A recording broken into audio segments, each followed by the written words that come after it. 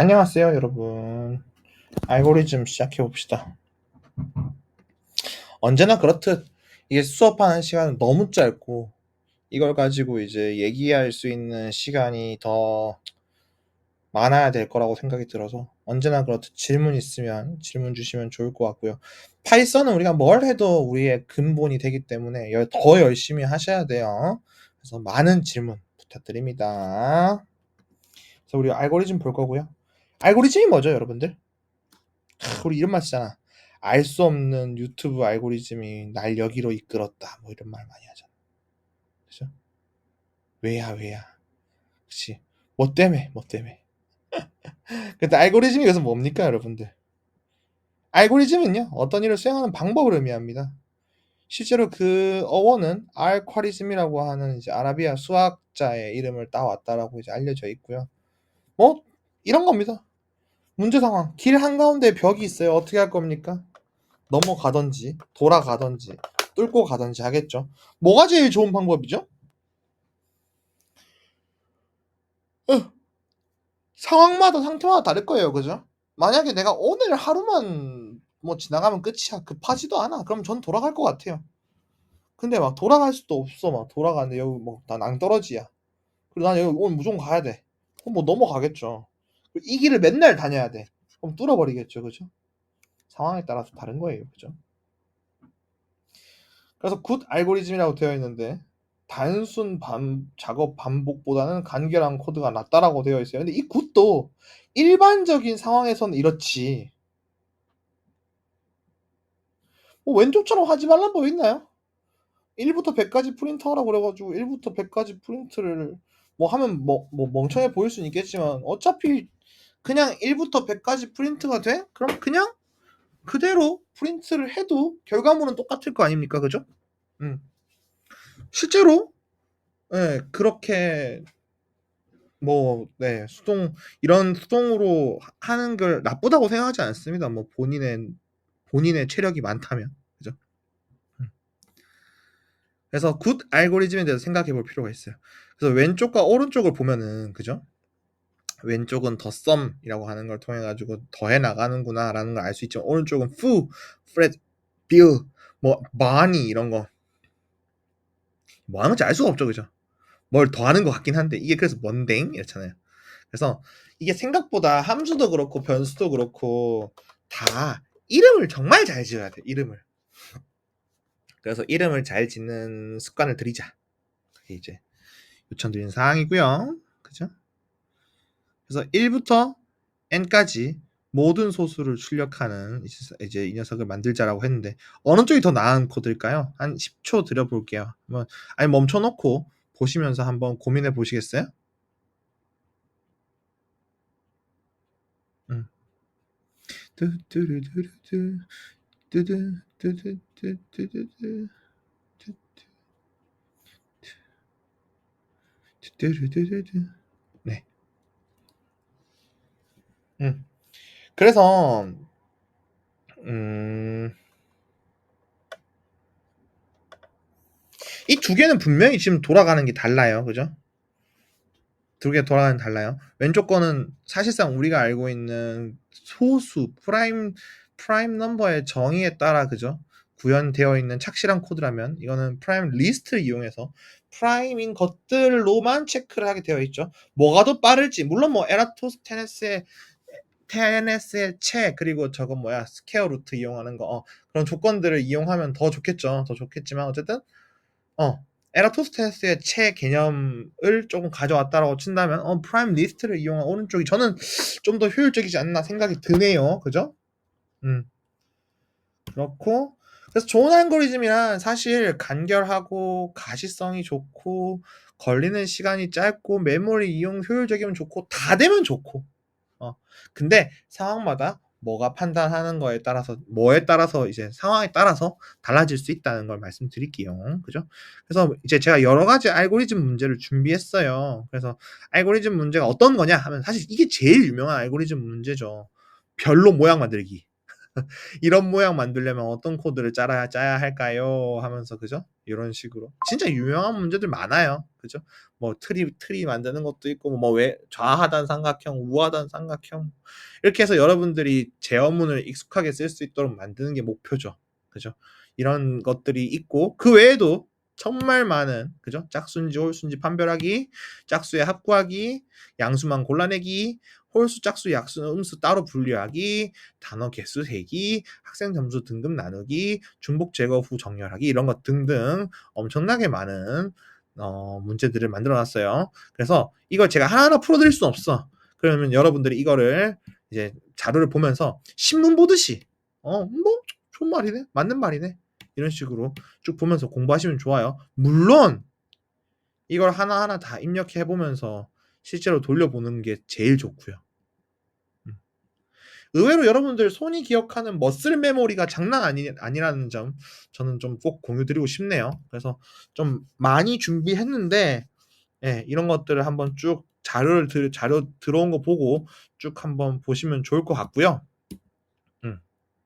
여기까지. 그죠? 빅 O 노테이션을 우린 넘어갑니다. 자, 우리가 아까 그랬듯이 이제 메모리 효율적인지 뭐 시간 효율적인지 어쨌든 알고리즘의 어떤 그런 비교 기준이 있어야겠죠. 그죠? 비교 기준. 그랬을 때 우리가 자주 쓰는 것 중에 하나가 프로그램의 복잡도입니다. 복잡도. 첫 번째로 가장 많이 얘기되는 게 시간 복잡도라고 하는 개념이고요. 두 번째는 뭐 공간 복잡도라고 하는 개념도 있습니다.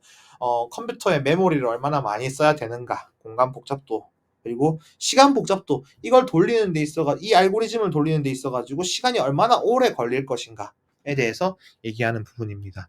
그래서 이건 둘 다 프라임 프린터예요. 그러니까 무슨 말이냐면은 소수를 출력하는 코드입니다. 둘 다.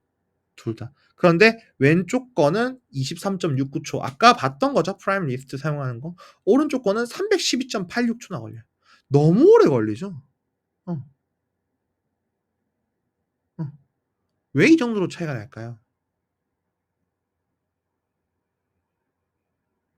구조가 다르니까. 그래서 빅 어노테이션이라는 거는 프로그램의 시간 복잡도를 나타낼 때 사용할 수 있는 기준이고요. 매번 걸린 시간을 출력하는 수고를 줄이기 위해서 복잡도를, 그러니까 대략적인 시간의 복잡도, 증가 복잡도를 수학적으로 표현하는 방식이에요.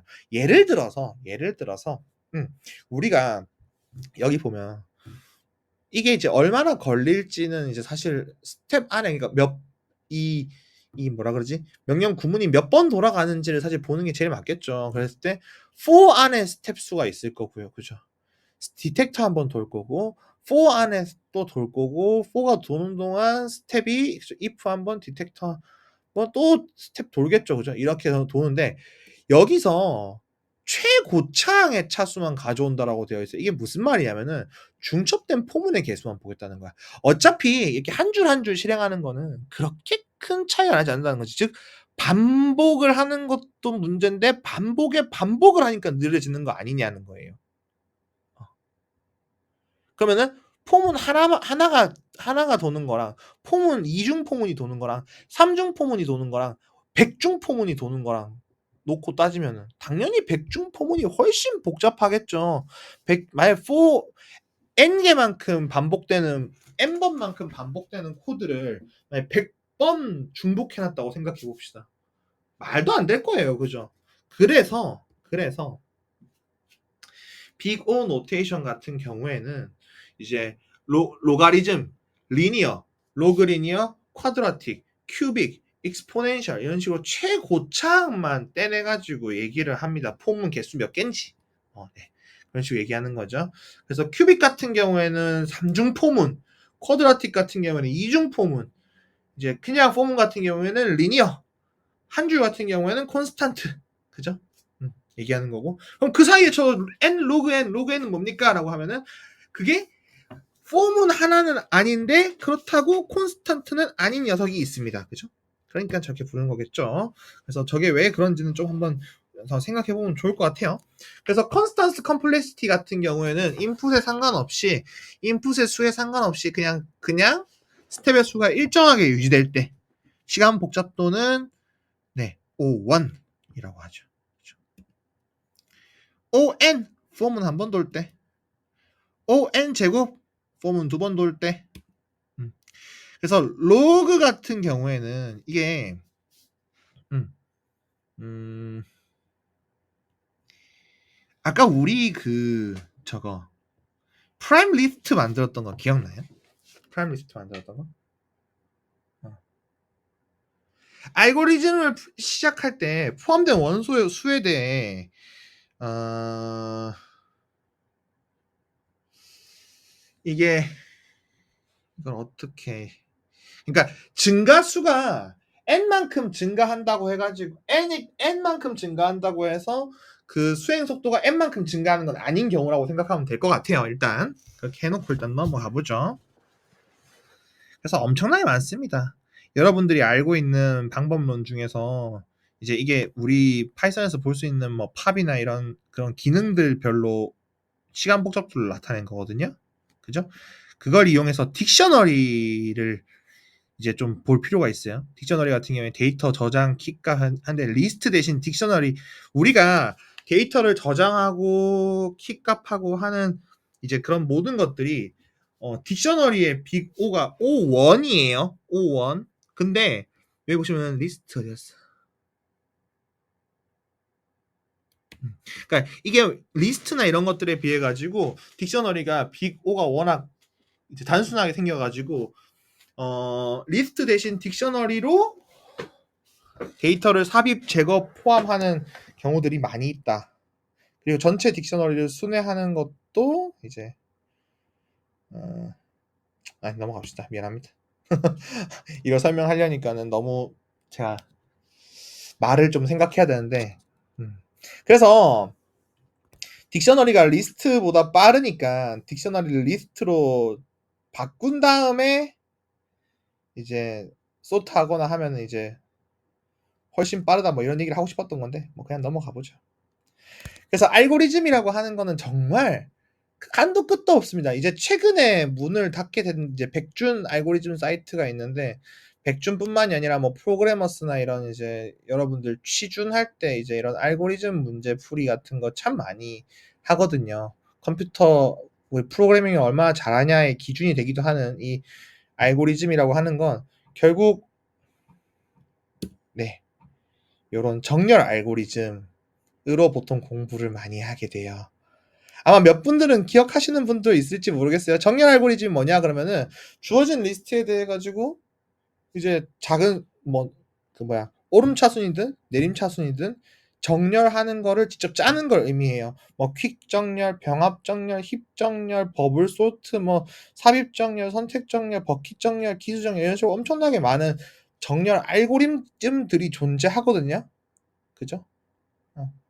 그런데 이게 마치 뭐 암기의 영역에 있는 것처럼 느껴질 정도로 거의 그냥 알고리즘 공부하면은 가장 처음 만나는 녀석들이긴 한데 이게 재밌는 건 말이죠.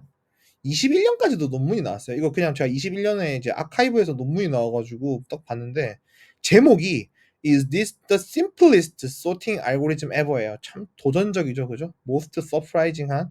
그래서 여기서 보면은 제가 이 논문의 내용을 짠 겁니다. 논문에서 이 알고리즘의 이름도 I can believe it, it can sort예요. 어. 보이시는 것처럼 순회하면서 i에서 L, i를 L만큼, J를 L만큼 이중 포문 돌면서 IJ 보고 비교해서 작으면은 자리 바꾼다. 이게 끝이에요, 그냥. 요게 다야, 다. 어. 근데 웃기는 건 이게 되긴 돼요, 또. 해보면. 음. 그래서 와, 신기하다 했죠, 저도. 그뿐만이 아닙니다. 버블 정렬. 두 개씩 해가지고 이제 우리가 정렬을 수행하는 거를 이제, 네. 이제 제가 자료를 넣어 놨고요. 구현체는 다 한 것 같아요. 그죠? 그래서 순서면 바꾸고, 그죠? 그래서 이걸 반복하는 거예요. 아, 그죠? 인접한 두 수를 비교해 나가면서 정렬하는 방식이고요. 그죠? 큰 수를 뒤로 보내는 방식이에요. 이렇게 둥둥둥둥둥둥둥둥둥둥 이렇게 돌아간다고 보시면 돼요.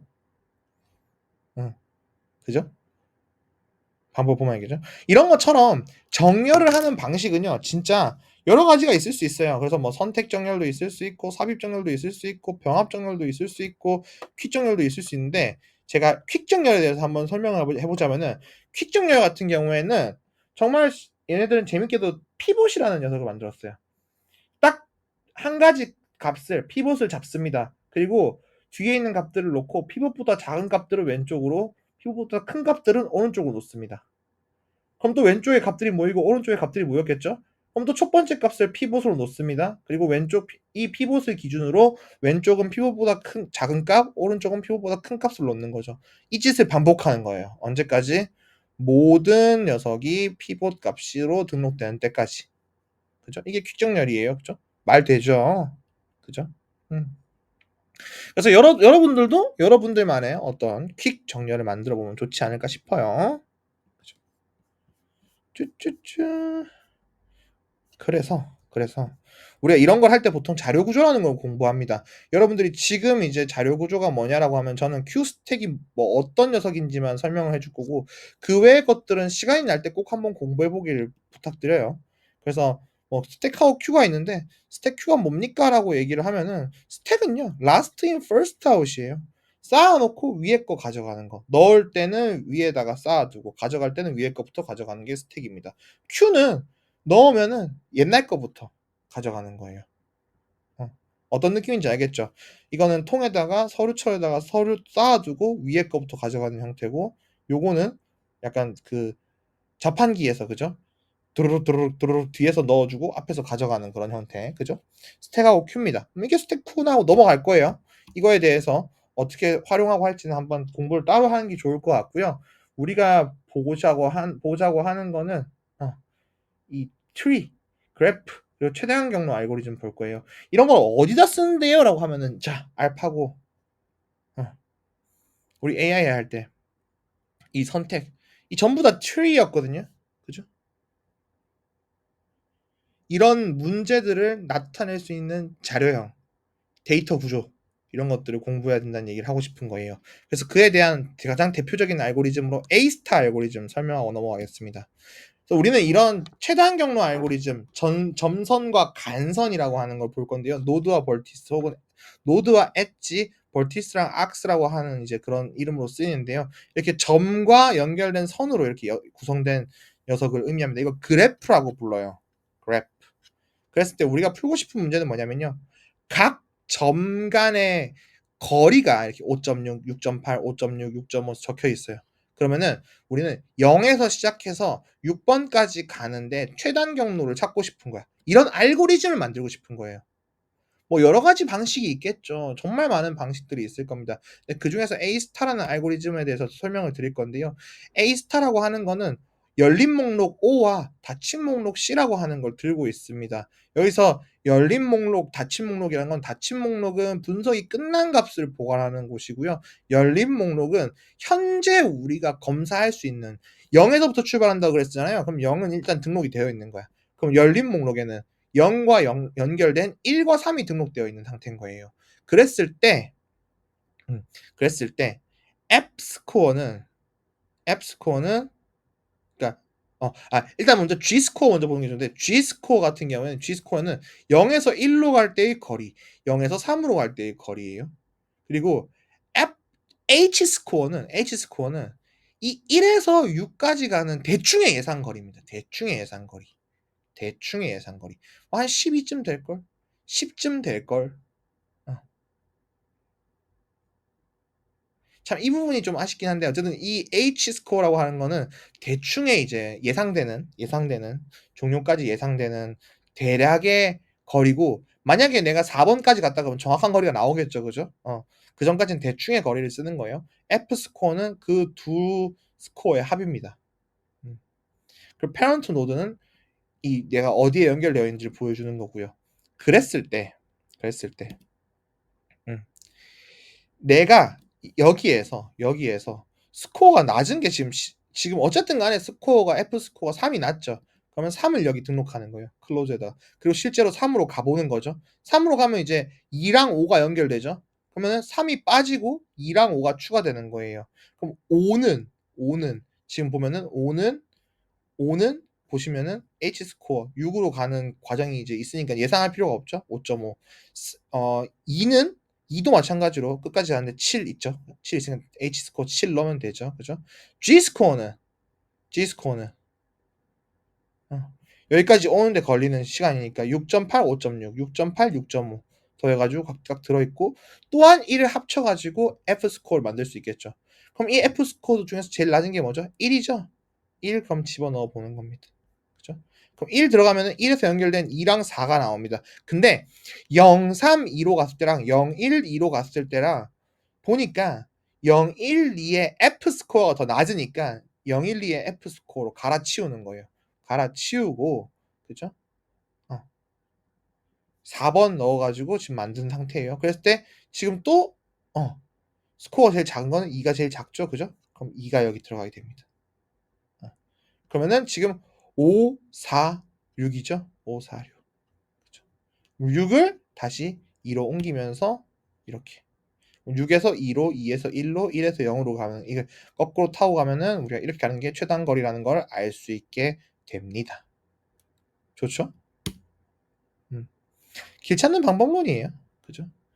그래서 알고리즘이라는 거는 수학, 컴퓨터과학, 언어학 관련 분야에서 일련의 절차나 방법을 공식화대로 표현한 것으로서 우리는 이걸 위해서 여러 가지 공부를 해야 됩니다.